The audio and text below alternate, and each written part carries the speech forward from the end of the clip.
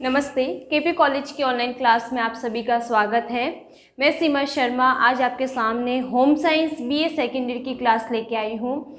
आज का हमारा चैप्टर है रंगाई की अवस्थाएं, यानी कि आज हम पढ़ेंगे वस्त्र, रेशों और धागों की रंगाई किस प्रकार से की जाती है।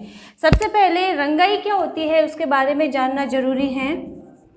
रंगाई, अगर इस शब्द को तोड़े तो अगर यहाँ पे रह जाता है रंग, यानी कि रंगना, किसी भी चीज़ को रंगने की जो प्रक्रिया रहती है उसको कहा जाता है रंगाई। अब यहाँ पे वस्त्र के अंदर हम पढ़ रहे हैं तो वस्त्रों में तीन तरीके से रंगाई होती है। एक तो हो जाती है रेशों की रंगाई।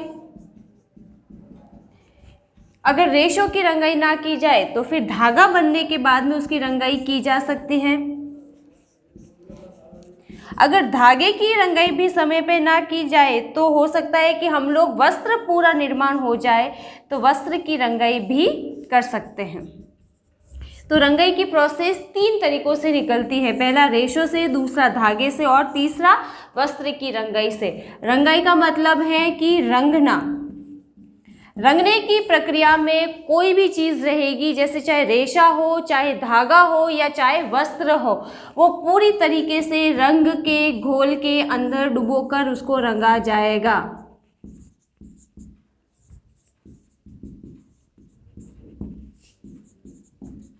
यानी कि रंगा जाता है, यानी कि जो भी चीज़ हमको रंगनी है, चाहे वो रेशा है, चाहे धागा है, चाहे वस्त्र है, उसको पूरी तरीके से रंग के घोल बनाया जाएगा। उस घोल के अंदर डालकर उसको डुबाकर रंगा जाएगा।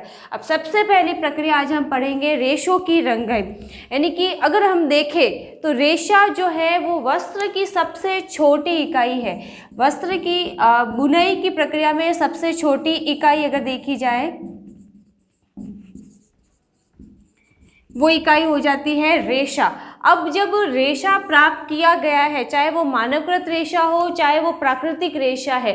अब प्राकृतिक रेशा है तो रेशे को किसी भी तरीके से रंग के घोल में डुबाकर रंगा जा सकता है। अगर वो मानवकृत रेशा है, मानवकृत रेशा मैंने पहले भी बताया था कि जो मानवकृत रेशा रहेगा उसमें जो केमिकल का घोल बनाया जाता है उसी में रंगों को डालकर रंगीन जो रेशे हैं वो प्राप्त किए जा सकते हैं। अब हम पढ़ेंगे कि रेशों की रंगाई की जो प्रक्रिया है वो भी वापस से तीन तरीके से की जाती है, तो उनके बारे में। रेशों की रंगाई में सबसे पहले आ जाती है टॉप रंगाई, दूसरी आ जाती है डॉप रंगाई और तीसरी जो रंगाई है वो है स्टॉक रंगाई। टॉप, डॉप और स्टॉक रंगाई। अब अगर देखें टॉप रंगाई जो रहती है उस रंगाई की प्रक्रिया में अगर देखा जाए तो जब रेशे प्राप्त किए जाते हैं उन रेशों को कंघी करने की प्रक्रिया के पश्चात सीधे ही उन जो रेशे हैं उन रेशों को रंगों के घोल में डुबाया जाता है और विभिन्न रंगों के अंदर उनको रंगा जाता है। यानी कि सबसे पहली प्रक्रिया है टॉप रंगाई, जिसमें रेशे जो रहते हैं उनको सीधा कंघी करने के पश्चात, यानी कि खासकर जो इनमें रंगाई के लिए काम में लिए जाते हैं वो रहते हैं वस्टेड ऊनी रेशे। इन रेशों को रंग के घोल में डालकर उनको रंगा जा सकता है। फिर आ जाता है दूसरा हमारे पास में डॉप रंगाई। डॉप रंगाई के लिए मानवकृत जो रेशे हैं, यानी कि जो मानवकृत रेशे हैं उन मानवकृत रेशों को रंगने के लिए इस प्रक्रिया का काम में लिया जाता है। यानी कि जब भी केमिकल का घोल बनाया जाएगा उस केमिकल के घोल के अंदर ही रंग मिला दिया जाता है और उस घोल को स्पिनिरेट के छिद्रों के अंदर से बाहर निकाला जाता है। जैसे ही रेशे हवा के संपर्क में आते हैं, सूखते हैं, तो वे रंगीन रेशों के रूप में ही हमें प्राप्त होते हैं।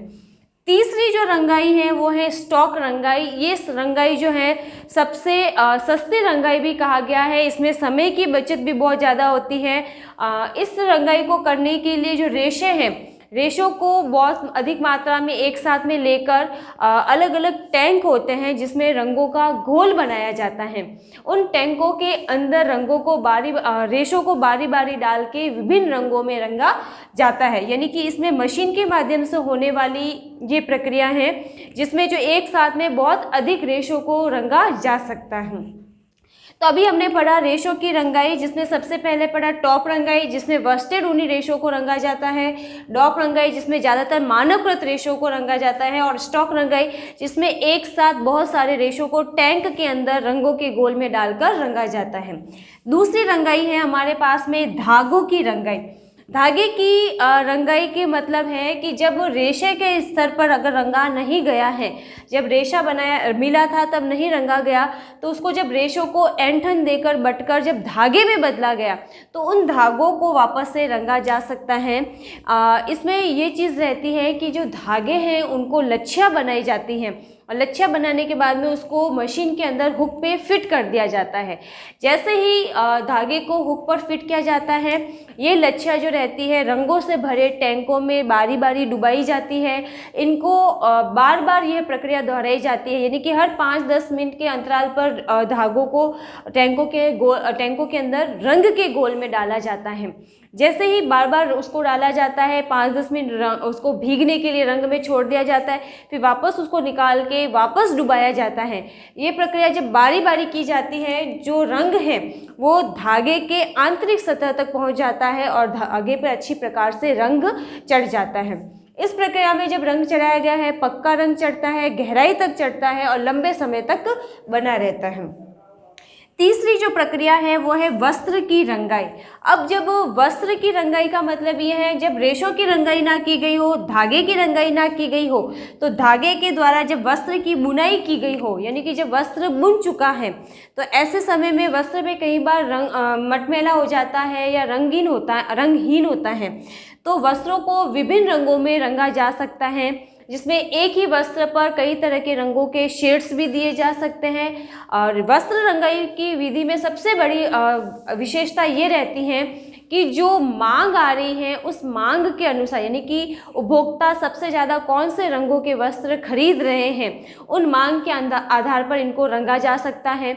या फिर फैशन में अगर परिवर्तन आया है तो सिर्फ फैशन के अनुसार इन वस्त्रों को वापस नए रंगों में रंगा जा सकता है, या एक से अधिक रंगों के शेड्स देने हैं तो वो भी वस्त्र की रंगाई के द्वारा दिया जा सकता है।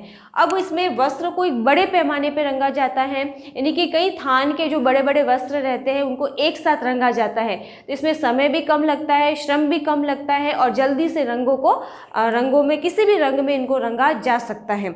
अब अगर जैसे कई बार फैशन में परिवर्तन आ जाता है, अब फैशन में बदलाव आया कि कौन से रंग की फैशन चल रही है और उपभोक्ताओं की मांग बढ़ गई है उस रंग की, तो उसी रंग में वापस से इसको रंगा जा सकता है। तैयार वस्त्र की जब रंगाई की जाती है तो उसकी भी कुछ प्रक्रियाएं होती है, अलग अलग तरीके से उसको रंगा जा सकता है, जिसमें हम आज पढ़ेंगे कि तैयार वस्त्र की रंगाई किस विधि के माध्यम से की जाती है।